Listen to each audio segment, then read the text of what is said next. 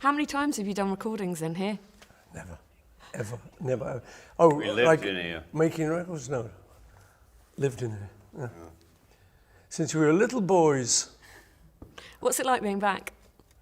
It's always amazing. It's Yeah, it's exciting. You know what I mean? I was thinking in the car driving up here, you know, it's like we're getting back to Abbey Road, you know, when we first came here, because we all thought, wow, we can make a record. That was the biggest deal in life at the time. And we kept coming back and made some really great music. It's kind of like your office, isn't it, really? Yeah, we lived here, as he said, you know, Yeah. we first of all came in that door as young kids. And we weren't even allowed up in the control room, that was for the grown-ups. Yeah. So we grew up here. Brilliant. Yeah. What's it like for you being here with them?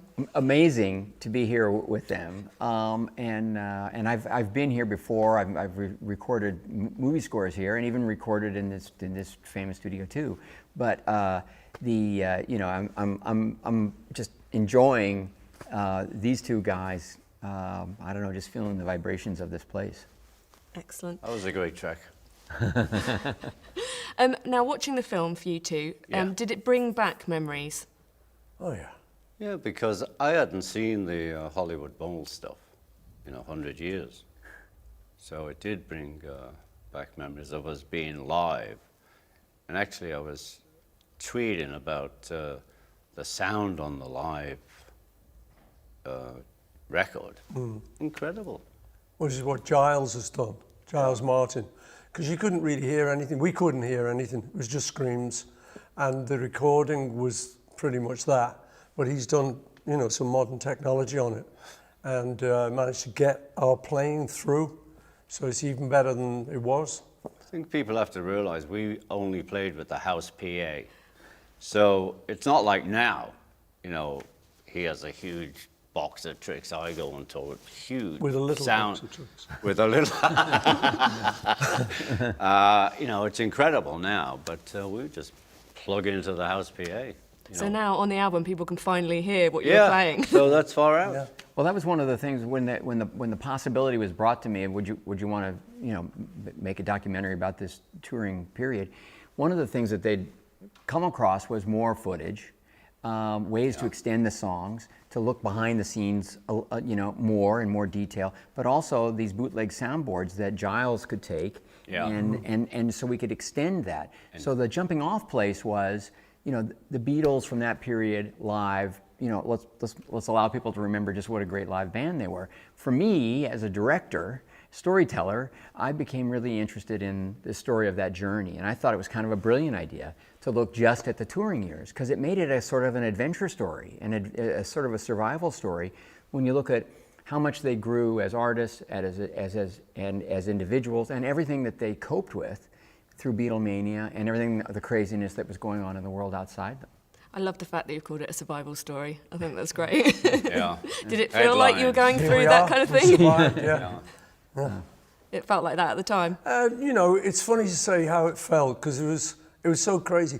We wanted to be famous. We wanted to do well. We wanted to. You wanted to be famous too. You did. So you know, we were doing what we really wanted to achieve, and it was getting better and better. But this funny stuff of like all the screaming and the craziness was coming in at the same time as all the success, which is what we wanted. So we couldn't complain, but it got out of hand. And the story is that in the end, it kind of forced us off the road. So we had to come back to this studio and make Sgt. Pepper's Lonely Hearts Club Band. And we started living in here. Excellent. You know, before for the singles and that, we'd just get up in the morning, get in the car, come here like 9, 11 o'clock, make a track, drive to Birmingham, do a TV thing, drive to Newcastle, play a live gig, drive back.